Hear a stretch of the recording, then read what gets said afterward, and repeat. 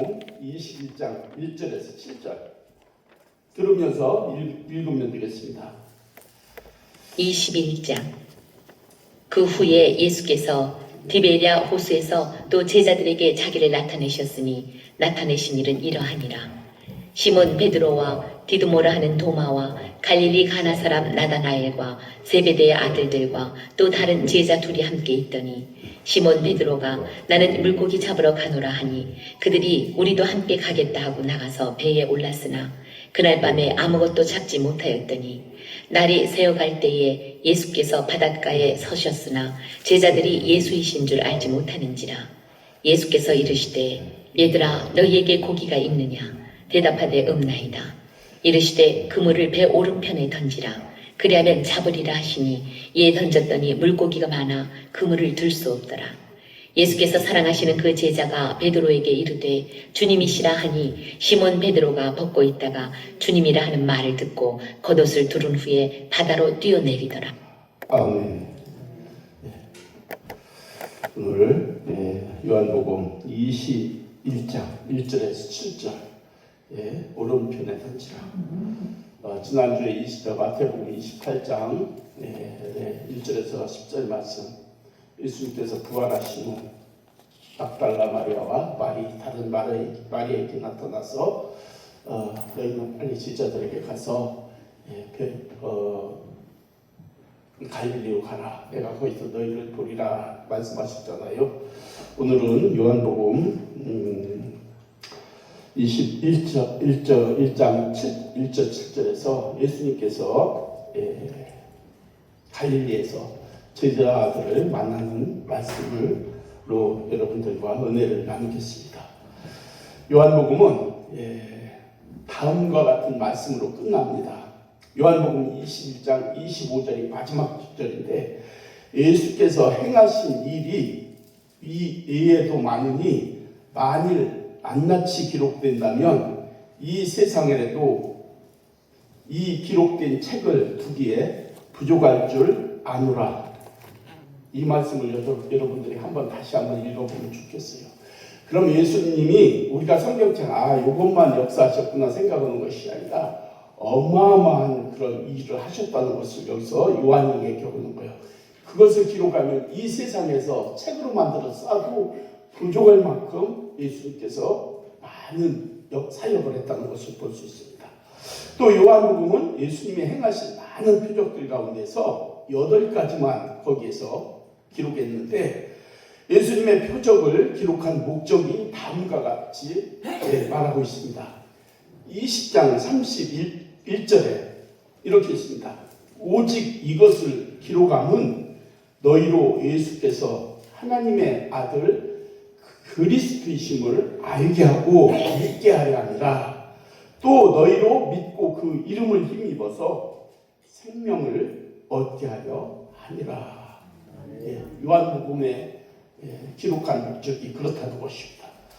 요한복음의 목적은 한마디로 예수님을 믿어서 생명을 얻게 하라. 생명, 천국을 가게 하려 합니다. 이런 말씀입니다. 요한복음에 기록된 예수님의 표적들이 많이 나와 있습니다. 첫째로 물로 포도주를 만들었습니다. 예수님의 첫 표적이.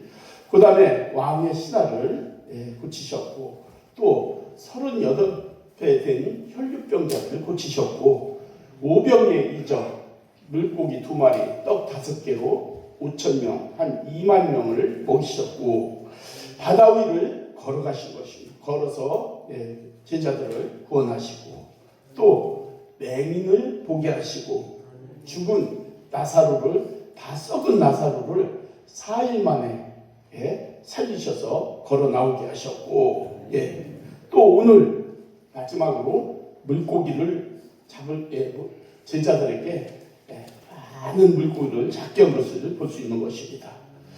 그래서 이 예수님께서는 이 세상에서 예수님이 하나님이심을, 하나님의 아들이심을 자신이 그거를 드러내신 것이 그러니까 예수님께서 이렇게 말했어요. 너희가 나를 믿지 아니할지라도 내가 행하는 이 표적들을 보면서 그러면 믿으라고 당부하는 것을 볼 수 있습니다.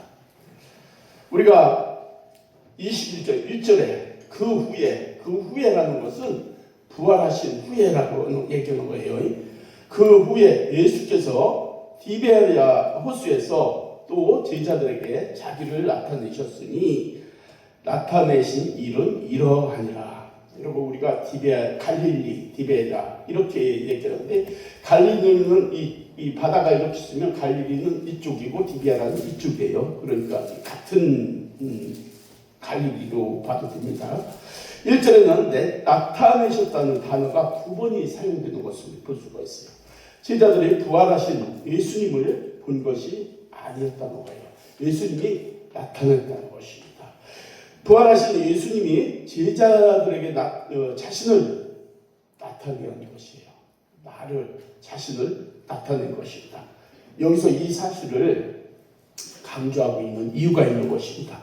부활하신 예수님의 몸은 육의 몸에서 이제 신령한 영광스러운 몸이 바뀐 거예요. 부활 이후에는, 부활 이전에는 우리가 육신을 입고 예수님께서 제자들과 동일한 삶을 살았지만은 이제 예수님께서 십자가에 죽으시고 사흘 만에 부활하셨을 때는 신령한 몸이 된 것입니다. 그래서 요한복음 20장 19절에 뭐라 했습니까? 이날 곧 안식 후 첫날 저녁 때에 제자들이 유대인들을 두려워하여 모인 곳에 문을 닫았더니 예수께서 찾아오사 그 가운데 서서 이르시되 너에게 평강이 있을지어다. 이게 무슨 소리냐면, 이제 예수님께서 십자가에 돌아가신 후 부활은 하셨지만은 제자들이 모여 있었어요. 방에 모여 있었는데 두렵다는 거예요. 왜 두려우니까?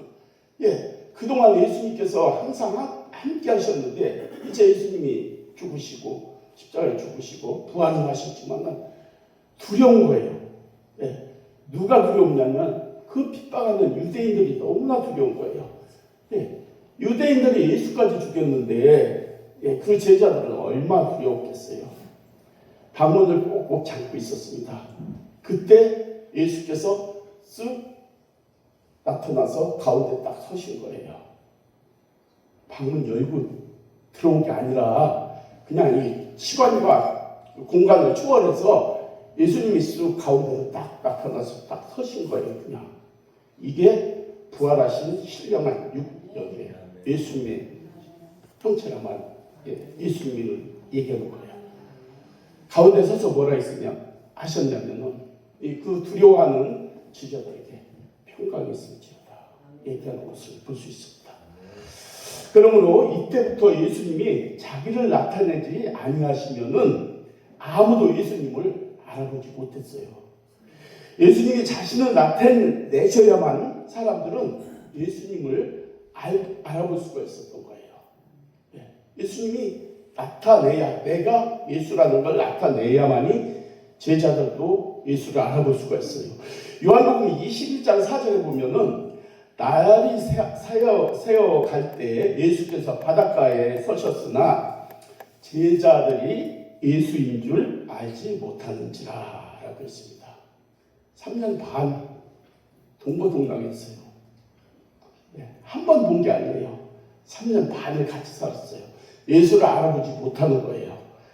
제자들은 예수님과 3년 반 동안 다녔으면서 예수님을 알아보지 못했는데, 또한 막달라 마리아는 부활하신 예수님이 자기 앞에 섰지만은 막달라 마리아도 예수님을 동산지기로 알고 울면서 애원했어요. 당신이 이 예수님의 시체를 치웠으면은 말해달라. 내가 가서 장례를 치르게 말해달라. 서신 예수님인데 예수님을 알아보지 못하는 거예요. 여러분, 예수님이 마리아의 이름을 부르시면서 뭐라고 했냐면 자신을 마리아에게 나타나셨을 때 그때서 비로소 예수님을 알아볼 수가 있었던 것입니다.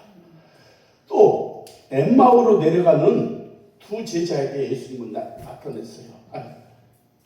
제자하고 한참 걸어가면서 얘기하는 거예요. 근데 예수님을 알지 못하는 거예요. 그러면서 뭐라 하냐면 야 그분과 얘기할 때 너희 마음이 뜨겁지 않더냐 막 이러는 거예요. 근데 나중에서 눈을 밝혀주시니까 그때서 예수님인 줄을 알아보는 것을 볼 수 있습니다. 이와 같이 예수님이 부활하신 후에는 반드시 예수님이 자신을 나타내셔야만이 사람들이 예수를 알아볼 수가 있었던 것입니다. 우리가 중요한 말은 여기서도 우리가 들어야 할 말은 우리에게도 예수님이 어떤 형상으로 나타냈을 때에도 내 옆에 찾아오셔도 여러분들이 깨어있지 않으면 예수님을 만날 수가 없고 볼 수가 없는 것입니다. 본문 앞 요한복음 20장을 보면은 부활하신 예수님은 이미 자신을 3번 사람들에게 나타냈어요. 첫 번째로 막달라 마리아와 다른 마리아, 또 제자들에게, 또 도마에게도 나타났던 것을 볼 수 있습니다. 이 3번 예루살렘에서 있었던 일인데 오늘 본문을 보면 부활하신 예수님은 디베라 호수에서 제자들에게 나타낸 것을 볼 수가 있는 것입니다. 이번에 예수님은 약속대로 갈릴리에서 제자들에게 자기를 나타내신 것입니다. 우리는 이 사실을 통해서 예수님의 제자들이 예루살렘에 있다가 갈릴리로 옮겨갔음을 알 수 있는 것입니다. 그러면 왜 예수님의 제자들은 예루살렘으로 그대로 머물지 않고 갈릴리로 갔을까? 이미 베드로는 예수님을 3번이나 부인했습니다. 고향인 갈릴리로 가고 다른 제자들도 갈릴리로, 대부분 갈릴리로 갔습니다. 여러분 7명이나 갈릴리의 어부예요. 7명이 갈릴리의 어부들이에요. 고기 잡으러 갈 것을 예수님도 알고 있었어요. 그러므로 부활하신 예수님은 막달라 마리아에게 이렇게 말합니다. 마태복음 28장 10절에 예수께서 이르시되 무서워하지 말라. 가서 내 형제들에게 갈릴리로 가라. 거기서 나를 보리라. 이와 같이 부활하신 예수님은 제자들을 갈릴리로 가도록 명령하셨습니다. 이어서 마태복음 28장 16절에 뭐라 했습니까? 11제자가 갈릴리에 가서 예수께서 지시하신 산에 이르러 가룟 유다를 제외한 11제자는 갈릴리의 산에 이르렀던 것을 볼 수 있습니다. 그러더니 그 중에 7명 제자들은 바다로 갔습니다. 예수님의 말씀에 불순종하고 예수님이 가서 만날 곳은 갈릴리 바닷가가 아니었던 것을 볼 수 있습니다. 11제자가 모인 곳은 산에서 예수님을 기다려야만 했는데 갈릴리로 바닷가로 고기 잡으러 가신 거예요. 베드로, 도마, 디도모라, 나다니엘 등 세베대의 아들들이 이제 나도 고기 잡으러 가겠다. 바다로 고기 잡으러 간 거예요. 여러분들도 이거를 비유로 한번 생각해 보면 돼요.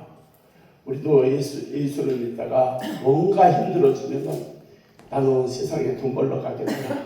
갈릴리로 간 것은 돈 벌러 간 거예요. 고기 잡으러 간 거예요. 그럴 때 요한복음 21장 3절에 시몬 베드로가 나는 물고기 잡으러 가노라 하니 그들이 우리도 함께 가겠다 하고 나가서 배에 올랐으나 그날 밤에 아무것도 잡지 못하였더니 했습니다. 오늘 3절 끝 부분입니다. 그날 밤에 아무것도 잡지 못하였더니 여러분 그들은 물고기 잡는 선수예요. 아주 경험도 풍부했고 잡는 데에 아주 경험이 풍부해서 얼마든지 고기를 잡을 수 있는 사람입니다. 근데 그들이 밤새도록 고기를 잡았어요. 생각해봐요. 한번 7명이 가까이 있잖아요. 밤새도록 그물을 쳤어요. 이쪽에도 치고 이쪽에 자기 경험대로. 근데 밤이 새도록 한 마리도 못 잡았다는 거예요. 여러분 그것은 지난번도 얘기했지만 예수님이 이미 고기들에게 명령을 해서 너희는 이 배에서 멀리 다 떠나가라. 고기를 아주 그 근처에서 다, 왜냐하면 피조물도 이런 나무도 예수님의 말씀에 순종하잖아요. 고기들도 마찬가지예요. 예수님께서 말씀하시니까 고기는 베드로 옆에 안전히 다 떠나게 만들었던 것입니다. 그래서 밤이 이슬이 맞도록 밤새도록 고기를 잡았으나 한 마리도 못 잡은 거예요. 예. 근데 그들은 그날 밤에 아침에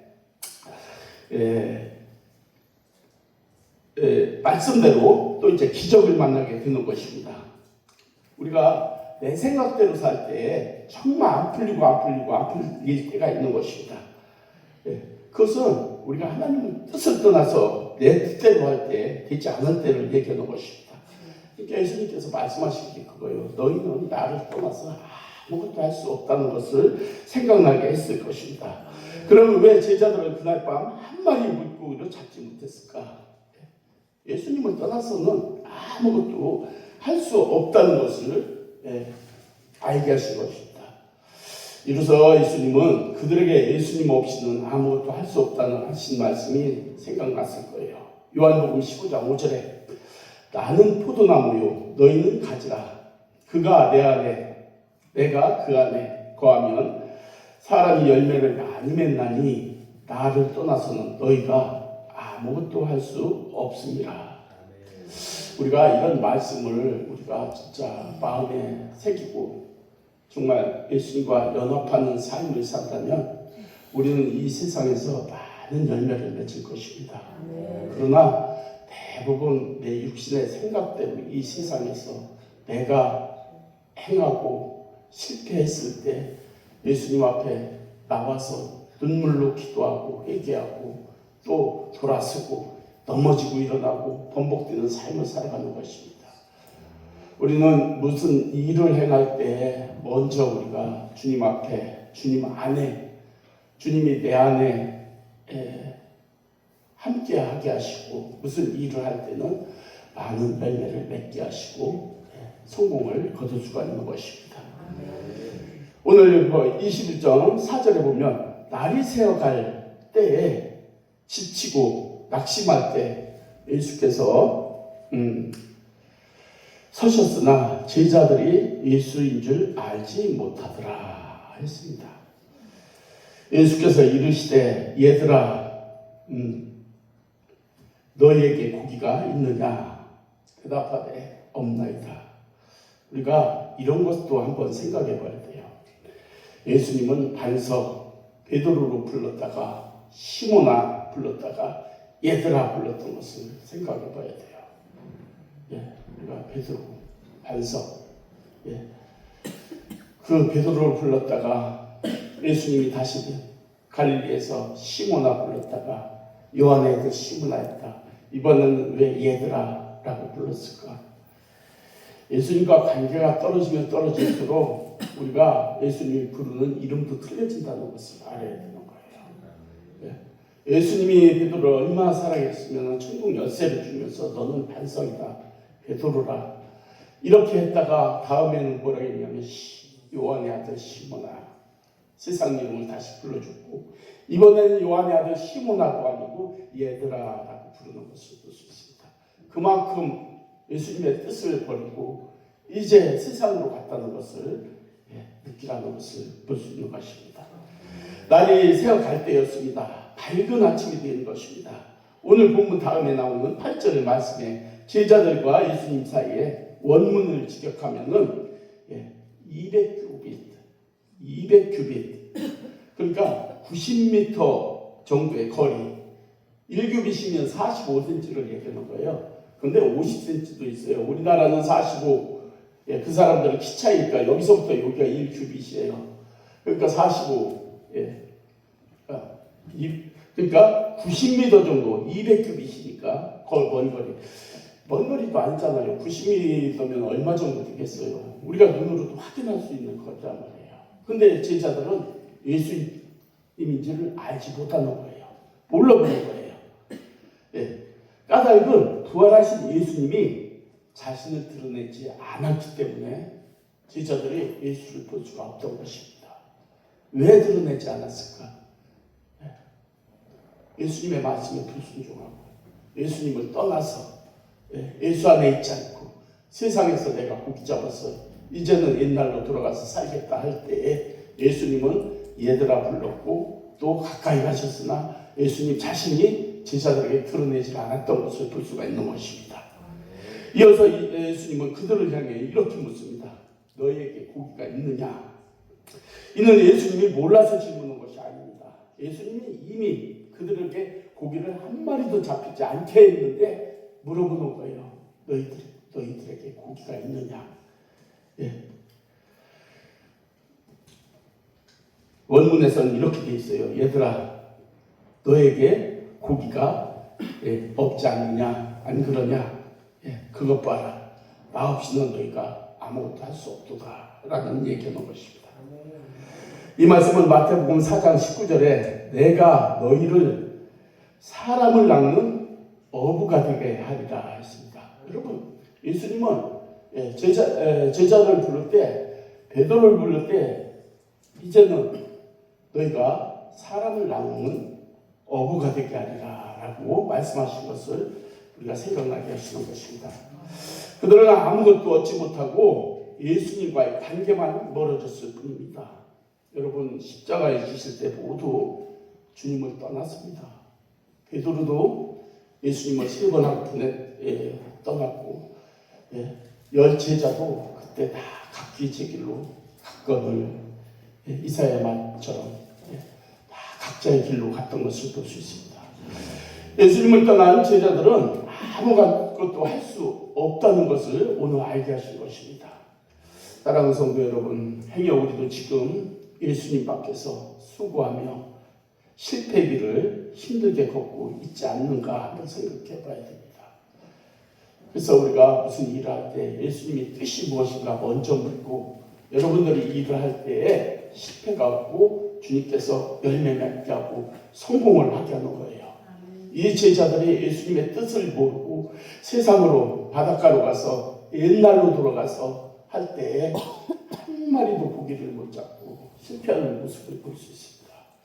그렇다면 우리가 예수를 믿으면서 어떻게 해야 할 것인가를 한번 또 생각해 봐야 돼요. 예수님 안에서 예수께 기도하며 정말 우리가 예수 안에서 무엇을 하든지 주님이 함께 하셔야만이 우리가 성공할 수가 있는 것입니다. 우리는 예수님을 떠나서는 아무것도 할 수 없다고 고백해야 되는 것입니다. 우리가 아무리 애쓰고 노력해도 예수님 밖에 있으면 결과는 실패할 수뿐이 없는 것입니다.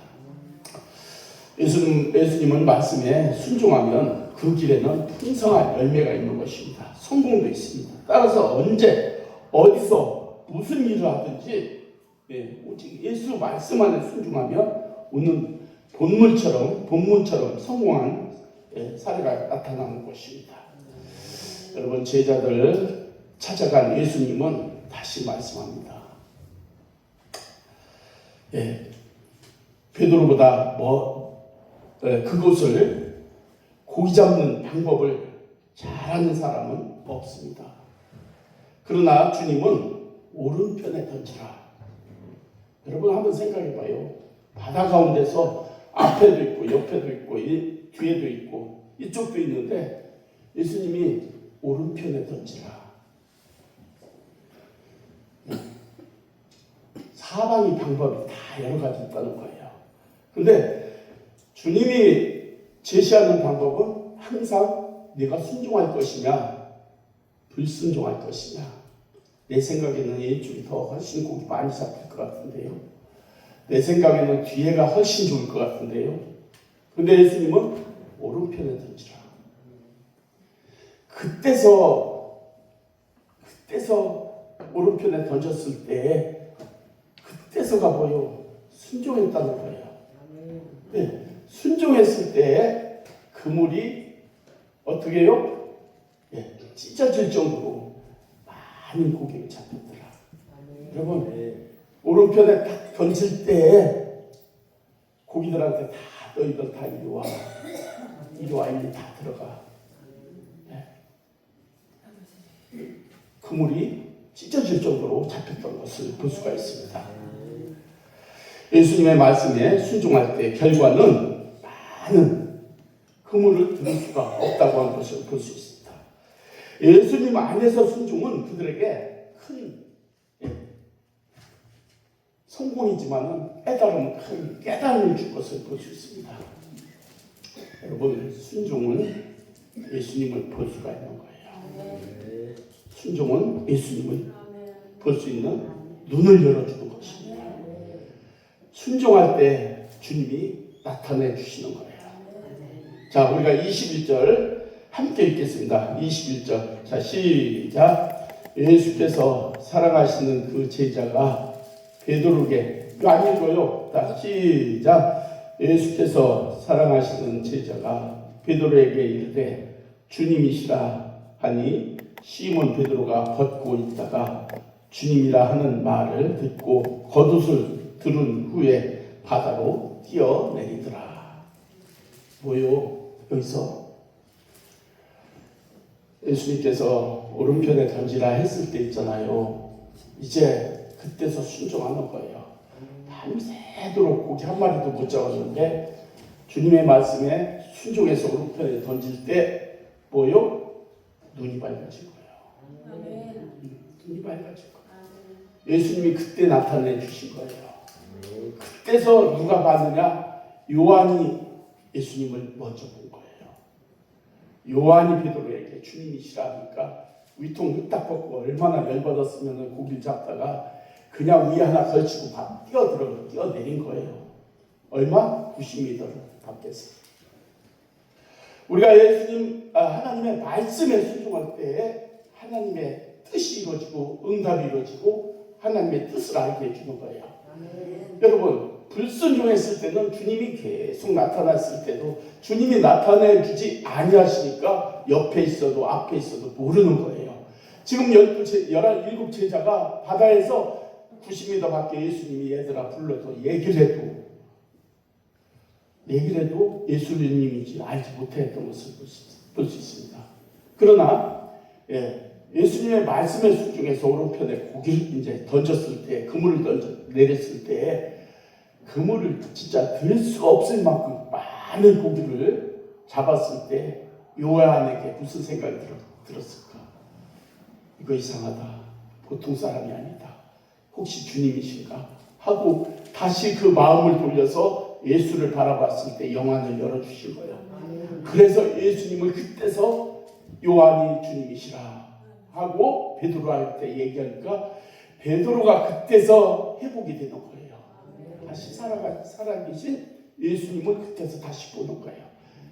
얼마나 기쁘고 얼마나 좋았으면은 여러분 90m 정도 들어갔으면은 물이 몇 길은 될 거 아니에요. 거기는 사실 깊어요. 이 골짜기를 막은 바다이기 때문에 그 옷을 하나 걸치고 뛰어 내려가서 예수 앞에 가는 것을 볼 수 있습니다. 우리가 아무리 내 방법대로 우리가 살아갈 때 우리는 그 뜻을 이루기가 쉽지 않습니다. 근데 예수님의 말씀대로 한 번 순종하니까 고기가 들지 못할 정도로 잡혔을 때 그때서 순종할 때 예수님께서 나타내 주시고 또 요한에게 눈을 열어 예수를 보게 하시고 베드로는 그 소리를 듣자마자 다시 부활하신 주님이라는 걸 확신을 가지고 물로 뛰어들어가는 그런 역사가 나타나는 것입니다. 우리도 하나님의 말씀을 받을 때도 정말 이게 하나님의 말씀이다, 부활하신 주님의 말씀이다 라고 정말 믿음을 가지고 받을 때 가슴이 뜨거워지고 주님의 음성을 듣는 그런 삶을 살아가게 되는 것입니다. 예수님이 함께 하시니 눈이 밝아져서 예수님을 알게 하셨듯이 사랑하는 성도 여러분, 우리도 예수님의 말씀에 순종해서 말씀을 살아계신 하나님의 말씀으로 받아들일 때 요한처럼 예수님을 바라볼 수가 있고 베드로처럼 정말 부활하신 그 주님을 바라보고 물속으로 뛰어들어가는 그런 삶을 살아갈 수가 있는 것입니다. 그들은 모든 실패를 회복하고 남을 만큼 큰 기적을 보았습니다. 그리고 예수님이 교제도 하고 회복도 시켜줬던 것을 볼 수 있습니다. 이렇던 첫사람을 회복해야 되는 것입니다. 그들은 예수님께서 찾아가셔서 갈릴리로 가라고 한 그 말씀대로 갈릴리에서 그들을 찾아가셔서 제자들의 모든 정말 그 영적인 것을 회복시켜주는 것을 볼 수 있는 것입니다. 그리고 주님이 주신 사명이 회복되는 것을 볼 수 있습니다. 우리도 주님이 멀어졌던 그 부활의 주님을 다시 여러분 부활주일 이후로 우리가 만나서 주님을 따라야 되겠습니다. 주님의 음성을 듣고 순종할 때 이렇던 사명이 우리도 회복되는 것입니다. 그리고 순종할 때 풍성한 열매를 맺는 것입니다. 오늘도 주님 말씀하십니다. 오른편에 그물을 던지라. 오른편에 그물을 던지라. 여러분 내 생각을 내려놓으라는 거예요. 할 수 있는 일이 사방에 있다는 거예요. 그러나 예수님은 오른편에 던지라. 그리하면 잡으리라. 내 말을 들으면 너희가 성공하리라. 내 말을 들으면 열매를 맺으리라. 너희 방식대로 앞에도 있고 옆에도 있고 뒤에도 있지만은 안 된다는 뜻을 얘기하는 것입니다. 여러분 우리가 하는 일을 주님이 함께 하실 때 형통한 삶을 살아가게 하는 것입니다. 그러므로 우리가 부활절 이후에 우리가 다시 회복해야 할 것이 무엇인가 한번 생각해 봐야 되겠습니다. 내가 그동안 살아왔던 방법, 내가 세웠던 그 모든 계획들, 이것을 한번 내려놔 놓고 다시 한번 기도하면서 나가야 되겠습니다. 내 생각은 앞이가 좋겠어. 내 생각은 왼편이 훨씬 나은데, 내 생각은 뒤쪽이 훨씬 난데, 이것을 내려놓으라는 것입니다. 그리고 주님이 말씀하신 오른편은 내가 봐서는 안 될 것 같은데, 여긴 고기가 없을 것 같은데, 하지만 그 말씀에 순종할 때 많은 열매를 맺는다는 것을 깨닫게 해주시는 것입니다. 부활의 주님은 우리를 생명의 부활로, 여러분 부활의 주님 생명의 부활이라는 것이 무엇이냐면, 여러분 모든 사람은 부활을 합니다. 죄인도 부활하고 예수 믿는 사람도 다 부활을 합니다. 근데 예수 믿는 사람은 뭐요? 생명의 부활로. 믿지 않는 사람은 부활을 하되 심판의 부활로. 그래서 우리는 부활은 다 하되 우리는 생명의 부활로 천국에 가지만 믿지 않는 모든 이들은 심판의 부활. 심판이라는 것은 저주를 얘기하는 거고 지옥을 상징하는 것입니다. 우리가 부활주의를 통해서 이제는 정말 내가 가졌던 그 모든 생각과 뜻을 내려놓고 정말 예수님의 그 부활까지의 그 사순절을 통해서 예수님께서 우리에게 말씀하신 그 말씀과 예수님께서 십자가에 죽으시고 부활하셔서 제자들에게 많은 사람들에게 나타내셔서 정말 확신을 주신 그 확신이 우리 신앙생활 속에서 이게 믿음으로 소망이 되어야 되는 것입니다. 우리가 믿음이 없이 소망이 없이 살아갈 때는 능력이 나타나지 않고, 우리가 소망이 없다면 신앙생활에서 정말 힘이 없는 것입니다. 확신이 없는 것입니다. 그렇기 때문에 우리가 이 부활주일, 이 부활 이후의 삶은 그리스도의 진짜 그 사랑 안에서 소망을 이루며 확신을 가지고 살아가야 되겠습니다. 오늘 부활주 첫 주였습니다. 부활주 첫 주, 여러분에게 이제는 정말 그 구원의 확신과 부활의 소망이 여러분에게 있어서 살아갈 때마다 정말 이 부활하신 예수님과 동행하는 삶을 살아갈 때 하나님이 도와주시고 여러분의 삶이 복되고 건강하고 참되시기를 주님의 이름으로 축복합니다. 기도하겠습니다. 하나님 감사합니다. 오늘 예수님께서 이제 갈릴리에서 디베랴 호수에서 제자들을 찾아가셔서 하나님 제자들의 그 정말 낙심했던 그 마음, 또 세상을 향했던 그 마음을 다시 돌이켜 주시고 오직 주님 바라보며 승리하는 삶을 살아갈 수 있도록, 또한 정말 부활하신 주님께서 만남 주시고 승리할 수 있도록 이끌어 주신 하나님 감사합니다.